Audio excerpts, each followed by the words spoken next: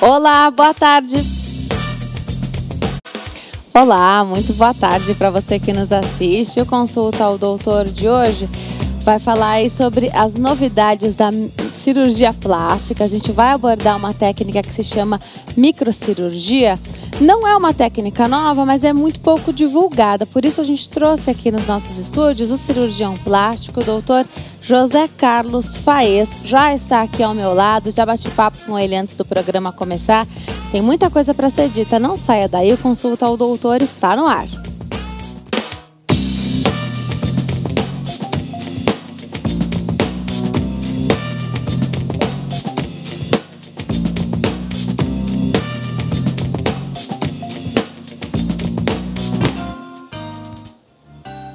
Olá, muito boa tarde para você que nos assiste de qualquer parte do mundo. O Consulta ao Doutor já está no ar.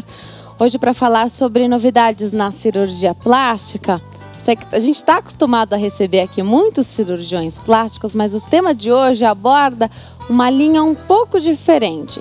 Você que está em casa tem alguma dúvida? Aproveita então e liga para cá, 0 operadora 11 3337 5886. 3337-5886. Você participa também pelo Twitter, @consultadoutor. É muito fácil participar pelo Twitter, porque durante todo o tempo do programa eu fico conectada aqui no nosso tablet, acompanhando a participação do público. E claro, suas perguntas são sempre respondidas aqui ao vivo. Você participa também pelo Instagram, a rede social de fotos. Lá é fácil encontrar a gente, @consultaaldoutor, sempre tem foto. Hoje tem uma foto dos bastidores, enquanto eu conversava com o doutor que está aqui comigo, na maquiagem. Então eu estava conversando com ele, tirando algumas dúvidas. É um tema complexo, eu sei, mas a gente vai tentar passar aí da melhor forma para vocês. E claro, você sempre participa pelo e-mail consulta@hittv.com.br. Hoje eu recebo o doutor José Carlos Faes. Ele é cirurgião plástico, está aqui ao meu lado. A gente tem uma linha um pouquinho diferente hoje para tratar aqui no Consulta, que é a microcirurgia. Doutor, é um prazer te receber aqui. Obrigada. Obrigado pelo convite, eu que agradeço. Antes da gente partir para o nosso bate-papo, até para dar tempo das pessoas também ligarem e participarem, vou chamar uma reportagem. Hoje, o Eliezer Pereira, o repórter aqui do Consulta ao Doutor, preparou uma reportagem sobre síndrome de Prader-Willi. Você já ouviu falar dessa síndrome de Prader-Willi? Um problema que acompanha a pessoa desde os primeiros anos de vida e, se não for acompanhado cuidadosamente, pode trazer graves consequências. A boa notícia é que, com orientação médica, tratamento adequado, o portador aí dessa síndrome de Prader-Willi pode ter uma boa qualidade de vida. Vamos acompanhar então a reportagem de Eliezer Pereira. A síndrome de Prader-Willi é uma doença genética que causa uma alteração no cromossomo de número 15. O diagnóstico rápido permite o início imediato do tratamento, trazendo mais qualidade de vida aos pacientes e aos seus familiares. Logo nos primeiros momentos da vida de uma criança com Prader-Willi, alguns cuidados precisam ser tomados, pois mesmo sem parecer, os riscos são grandes. A importância desse diagnóstico é que a criança, quando nasce, é uma criança muito hipotônica. O que é uma criança hipotônica? É uma criança muito molinha, ela não tem tonicidade muscular. Ela é tão molinha que ela tem dificuldade para sucção. Portanto, você começa a ter um primeiro problema, que é alimentar essa criança. Ela não consegue engolir, ela não tem força para sugar o seio materno ou para sugar uma mamadeira e para poder se alimentar. Então, muitas vezes, nessa primeira fase dessa hipotonia extrema que essas crianças têm, elas precisam ser alimentadas por sonda. Passado esse estágio, muitos pais se enganam, achando que a criança está curada. Porém, inicia-se uma outra fase da síndrome, tão perigosa quanto a primeira. Só que por volta do 4º ano, do 5º ano, essas crianças começam a ter muita fome. Então a gente está agora no extremo oposto. Nós estivemos num momento em que a criança corria risco de vida por não se alimentar. E agora ela passa a comer demais. Essas crianças comem com uma voracidade acentuada e começam a ganhar muito peso. E este vai ser o problema nessa segunda fase.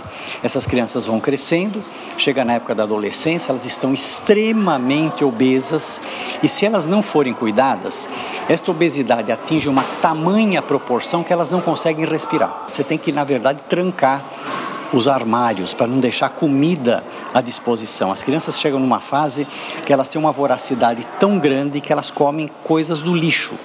Se elas pegarem alguma comida no lixo, elas vão comer. Elas comem assustadoramente, porque elas não se saciam.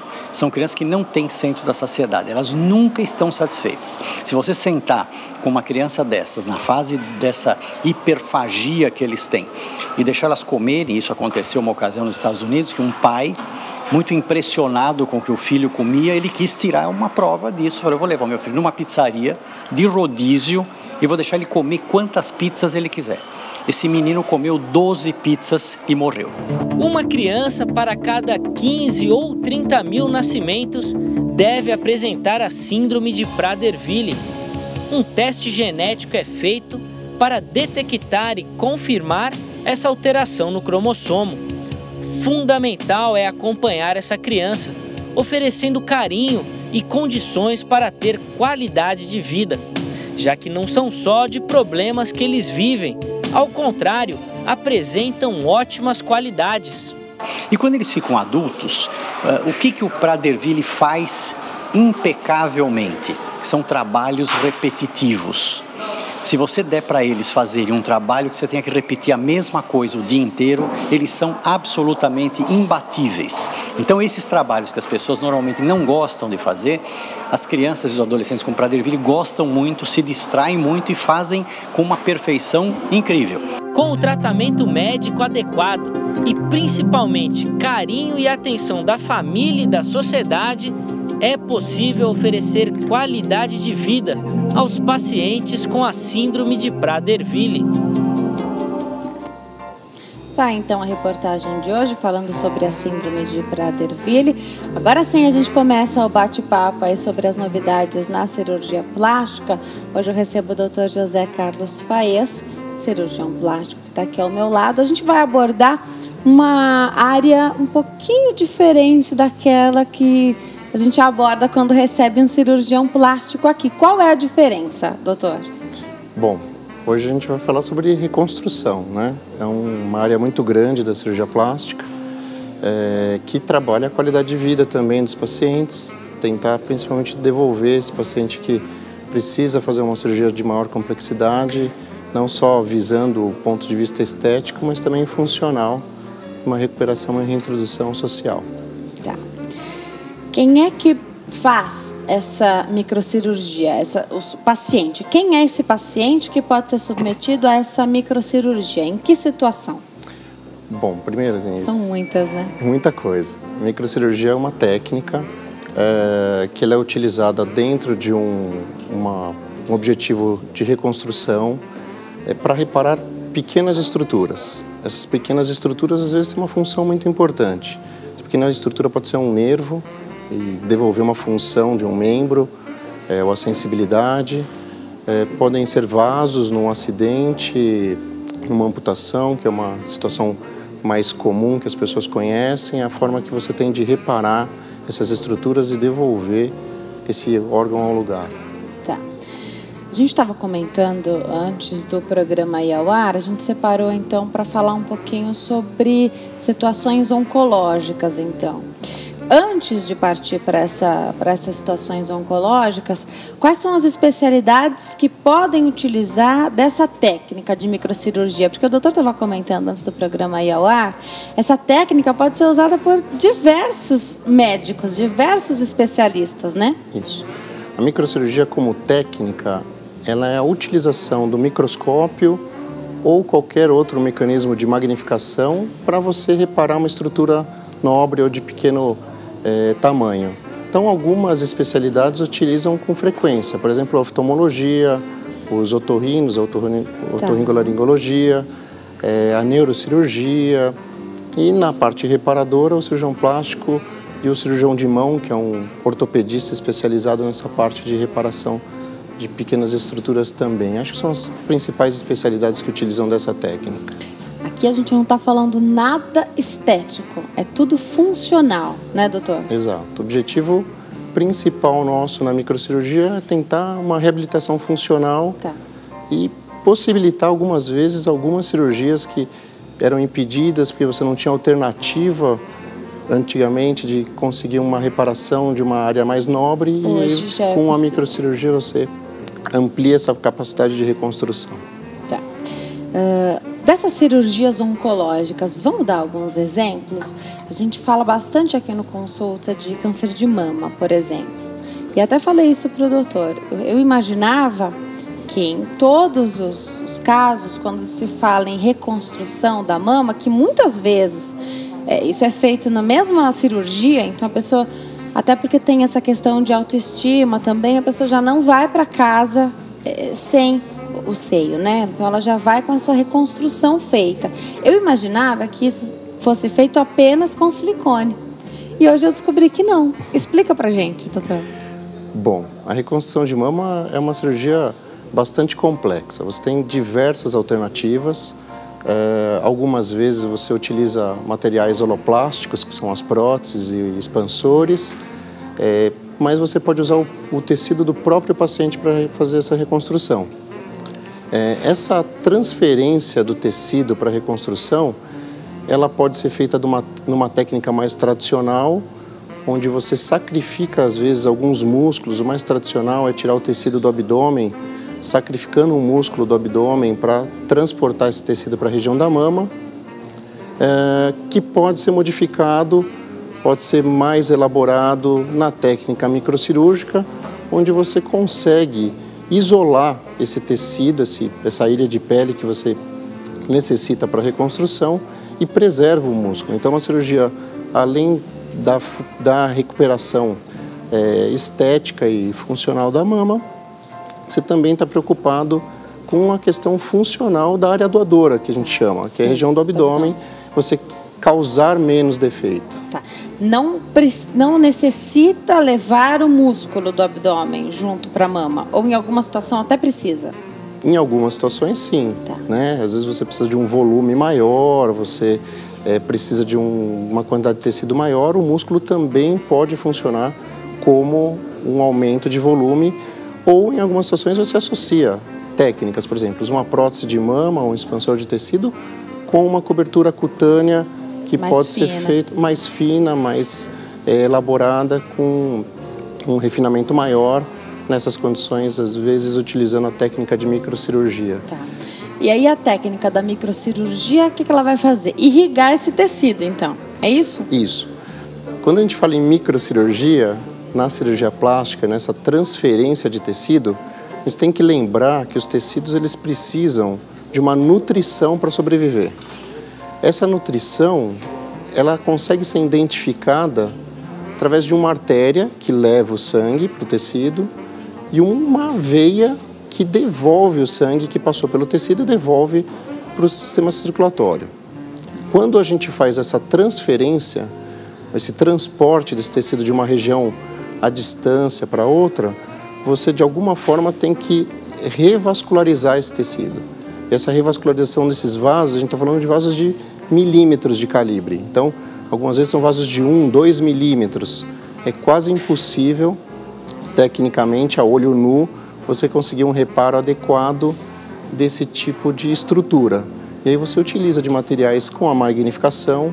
Um fio que é utilizado, por exemplo, assim como curiosidade, é um fio que é cerca de 10 vezes mais fino do que um fio de cabelo. Tá.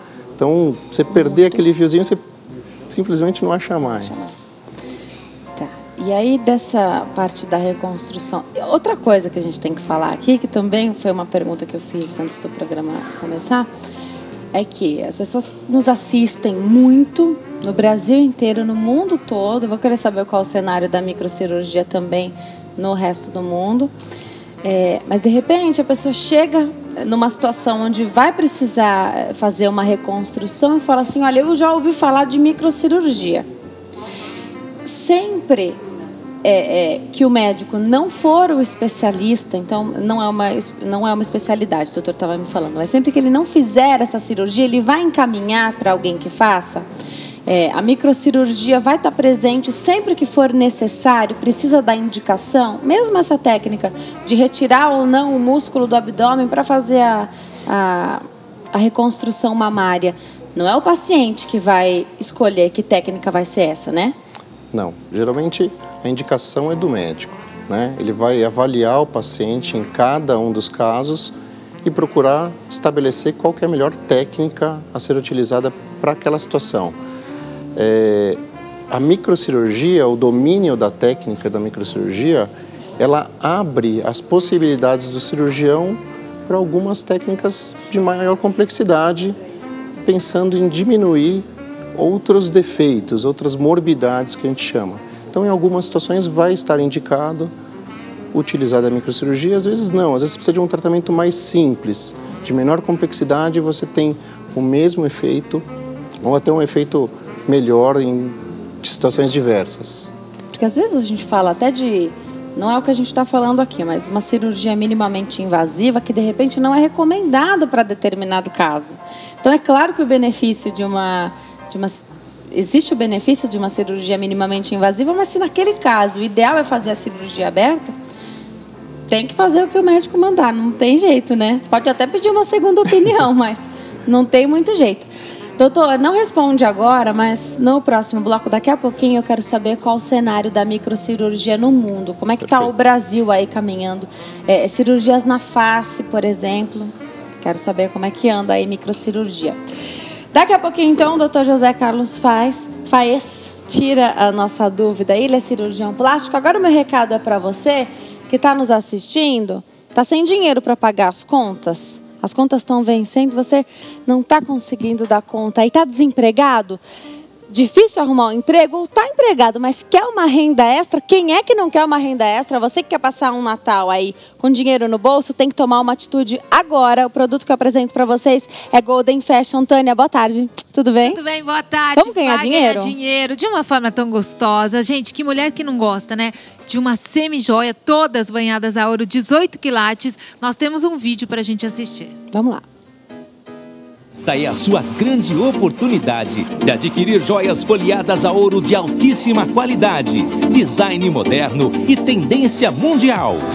Obtenha excelente lucro sobre o seu investimento. Seja independente e faça os seus horários com o seu próprio negócio. Não perca tempo e ligue agora.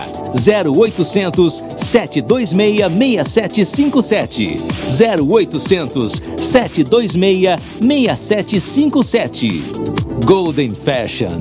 Mais um produto Mundo Quality. É um investimento que você faz para ser independente financeiramente. Verdade. Tem que ligar. Vou passar o telefone, 0800 726 6757. Liga agora, fala que está assistindo no Consulta ao Doutor. Vamos falar dessas peças, gente.